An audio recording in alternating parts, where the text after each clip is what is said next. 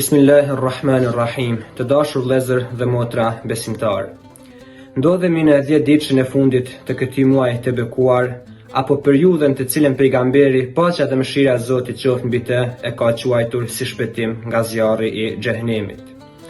Netet në vazhdim janë netet e lutjes, mëshirës, faljes dhe shpëtimit nga zjarri. Por ajo që është më e rëndësishmja është se në këto net gjendet nata e cila është më e mirë se 1000 muaj, e ajo është nata e Kadrit. Por, megjithatë, ne nuk e dimi saktësisht se kur është nata e Kadrit. Prandaj, le të shfrytëzojmë çdo mundësi që netet në vazhdim t'i kalojmë në adhurim dhe kërkim falje nga Zoti i gjithësisë. Aisha, Zoti qoftë i kënaqur me të, rrethën se kur hynin 10 netet e fundit të Ramazanit, pejgamberi, paqja dhe mëshira e Zotit qoftë mbi të, e kalonte natën zgjuar, gjallëronte natën për adhurim dhe zgjonte familjen e tij që të adhurojnë Zotin së bashku.